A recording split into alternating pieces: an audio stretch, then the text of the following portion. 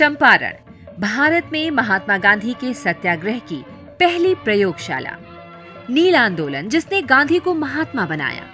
चंपारण नील सत्याग्रह की अनकही कहानी रण चंपारण।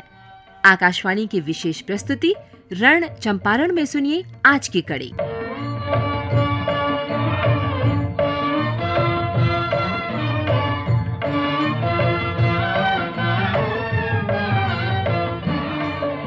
इतिहास के हाशिए पर चले गए चंपारण के नायकों की सूची वाकई बहुत लंबी है। शीतल राय, कपिल राय, संत राउत, खिनहर राय, रजब अली, शेख विलायत, राधूमल, महेश्वर प्रसाद और कई दूसरे नाम।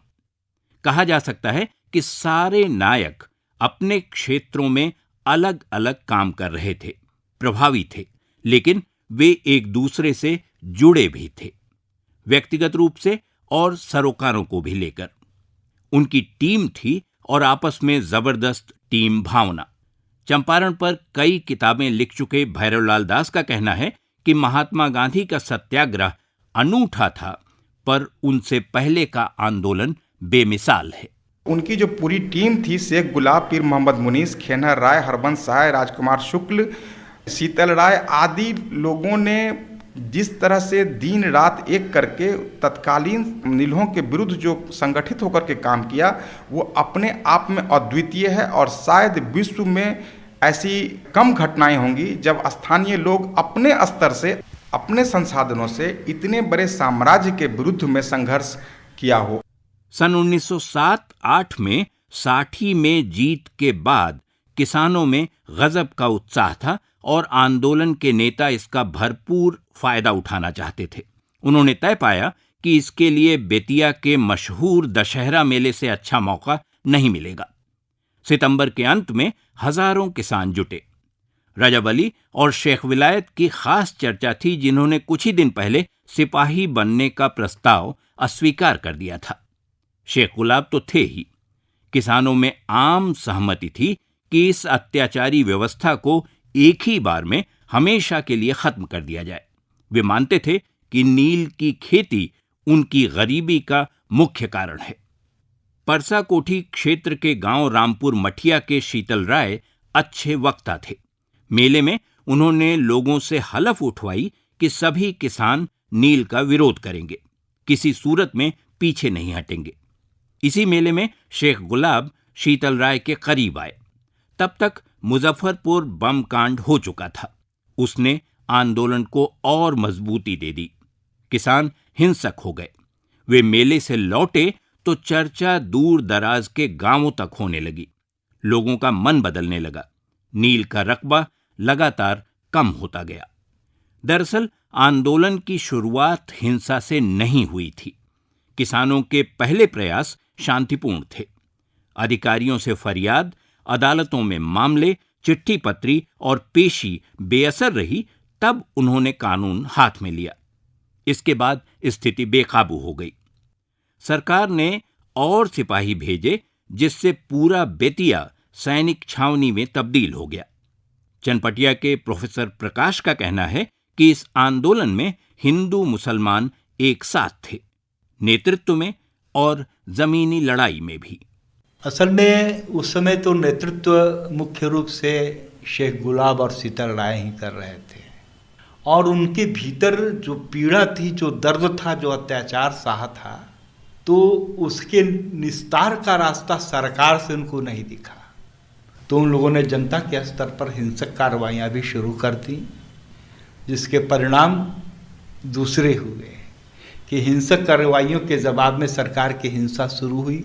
बहुत सारे लोग जेल में डाले गए, गांव उजाड़े गए, मुकदमे लादे गए, जिसमें शीतल राय को भी सजा हुई, शेख गुलाब को भी सजा हुई, राजकुमार शुक्ल को भी सजा हुई। 10 दिन के संघर्ष के बाद पुलिस ने शीतल राय को गिरफ्तार कर लिया। मुकदमा चला और सजा हुई, 2.5 साल जेल और 2000 रुपया जुर्माना। सैकड़ों और लोग जेलों में डाल दिए गए। इसमें धनी मारवाड़ी राधूमल भी थे। सन 1908 के इस विद्रोह में खिनहर राय की भूमिका महत्वपूर्ण थी। सारे लोग इसे राम रावण युद्ध की तरह देख रहे थे।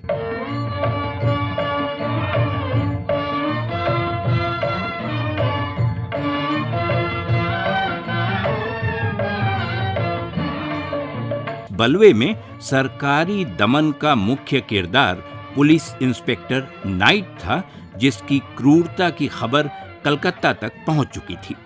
कलकत्ता के अखबार दी स्टेट्समैन ने लिखा कि संघर्ष में बेतिया सब डिवीजन जंग का मैदान बन गया था। आगजनी और तोड़फोड़ आम बात थी। कई कोठियां जलाई गईं और यूरोपीय लोगों पर हमले हुए। कोठी मैनेजर मैक्सवेल स्मिथ को लोगों ने कई मील दौड़ाया। मूर का टमटम जला दिया गया। मझौआ, मलाया और परसा कोठियों का घेराव हुआ। कारखानों को आग लगा दी गई। इसी बीच अत्याचार के लिए पूरे चंपारण में कुख्यात बेलवा कोठी के पास किसानों ने बैठक की। कोठी के प्रबंधक एमन का आतंक देखते हुए किसानों ने तय किया कि बैठक गांव से बाहर की जाए। इसमें सेमरा, श्रीरामपुर, अमोलवा और मुरली भरावा गांवों के किसानों ने हिस्सा लिया।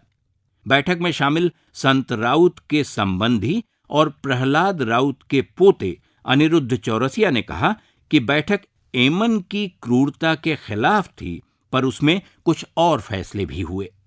बांसवाड़ी में जाके किसान वर्ग के लोग आपस में बैठक किए। उसमें पीर मुनीर साहब का भी नाम आता है, उसमें संत भगत, उसमें गजाधर ठाकुर और शिवमंगल ठाकुर, ऐसे ऐसे करके 5-6 आदमी जो है बैठक किए और अपना नेता पंडित राजकुमार शुक्ला को उन्होंने बनाया। और वहीं पंडित राजकुमार शुक्ल, पीर मुनीर, संत भगत, यही लोगों का नाम आता है कि लोग गांधी जी से लखनऊ अधिवेशन में मिले। लगभग 2.5 महीने के संघर्ष के बाद सन 1908 के अंत में स्थिति कुछ सामान्य हुई, थोड़ी शांति हुई और बेतिया ने राहत महसूस की। लेकिन ब्रितानी शासन इतने से संतुष्ट नहीं था। तरीके सोचे जा रहे थे कि नील उद्योग को बचाने और आंदोलन को शांत करने के लिए क्या कदम उठाए जाएं। एक सुझाव था कि स्थिति का सही आकलन किया जाए ताकि किसानों की उचित शिकायतों का शांतिपूर्ण ढंग से निपटारा हो सके। एक नई जांच समिति का गठन इसी का परिणाम था। सरकार से अलग दूसरे खेमे में किसानों के बीच माहौल बिल्कुल भिन्न था। वे अपनी जीत के प्रति आश्वस्त थे, मानते थे कि उनकी स्थिति अब पहले से बेहतर है क्योंकि उन्हें सक्षम नेतृत्व मिल गया है। अंग्रेज अब बहुत दिन नहीं टिक सकते।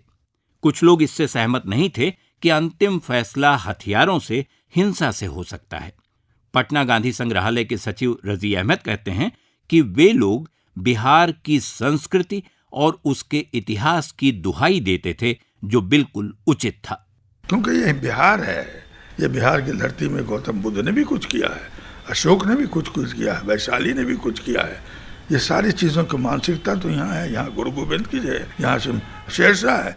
जांच रिपोर्ट के बाद हालात कुछ सुधरे, लेकिन सिफारिशों पर अमल में इतनी खामियां थीं कि 10 साल बाद महात्मा गांधी चंपारण पहुंचे तो किसानों की शिकायतें और उनकी पीड़ा जस की तस थी। मन में क्रोध था, पर फर्क इतना था कि लोग हिंसा से ऊबने लगे थे, नई राह तलाश कर रहे थे।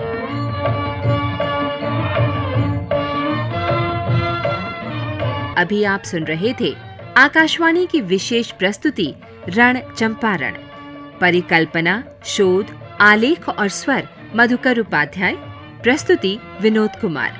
अगली कड़ी कल इसी समय इसी चैनल पर।